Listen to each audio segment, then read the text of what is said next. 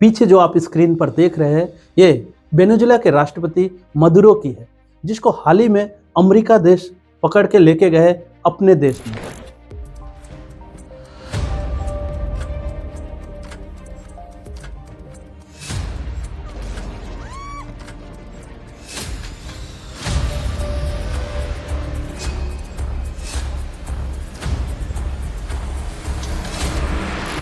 देखिए, एक देश के राष्ट्रपति को अमेरिका पकड़ के लेके गए, ये बहुत ही निंदनीय विषय है। लेकिन बात यह है कि वेनेजुएला में जो भी घटना घटी उसका डर अब ताइवान को क्यों खाई जा रही है।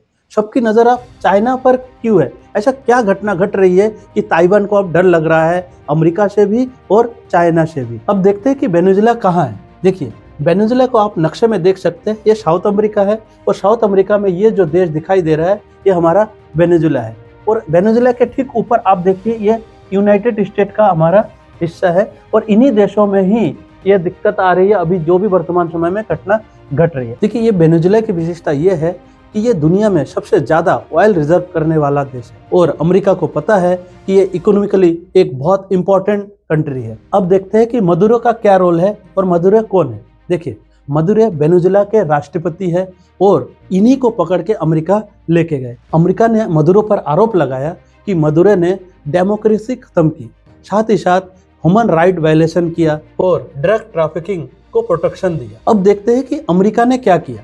देखिए, अमेरिका ने सबसे पहले क्या किया, इकोनॉमिक सैंक्शन लगाया, साथ ही साथ बैंक अकाउंट्स को फ्रीज किया और इंटरनेशनल प्रेशर बनाया। और इसका रिजल्ट लास्ट में क्या निकला, इसका रिजल्ट ये निकला कि आज मदुरो को अमेरिका पकड़ के लेके गए। मतलब साफ है, अमेरिका ने डायरेक्ट एक्शन लेकर पूरी दुनिया को सिग्नल दे दिया कि अब वो कितना शक्तिशाली देश बन गया है। अब देखते हैं कि अमेरिका और वेनेजुएला की लड़ाई के बीच में ताइवान कहाँ से फंस गया।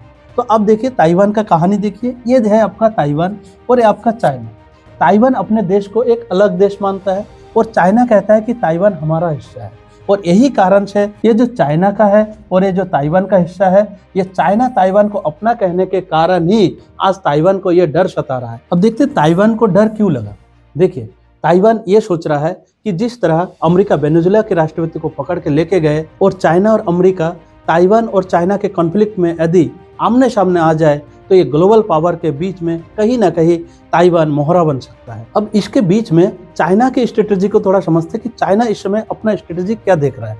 देखिए, वेनेजुएला चाइना का दोस्त है और ताइवान चाइना का क्लेम एरिया है और अमेरिका चाइना का एक बिगेस्ट रिवल चल रहा है। मतलब साफ है कि ये सिर्फ दो देशों की लड़ाई नहीं, ये बल्कि दो देशों के सुपर पावर का एक चेस गेम है कि कौन जीतेगा कौन हारेगा। अब हमें यह भी समझना होगा कि इन देशों की लड़ाई के बीच में इंडिया पर क्या असर पड़ेगा। इंडिया पर असर देखिए, यदि चाइना और ताइवान का यदि टेंशन बढ़ जाता है तो सीधा का सीधा असर भारत पर मोबाइल, लैपटॉप, कार आदि महंगे हो जाएंगे।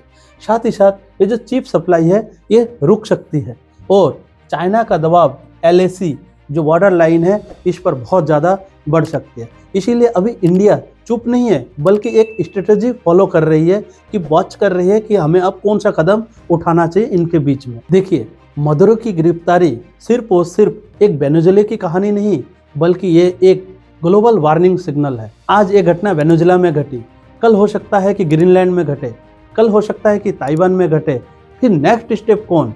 इसका मतलब हमें इस पर पूरा एक वैश्विक तरीके से एक विचार विमर्श करना पड़ेगा।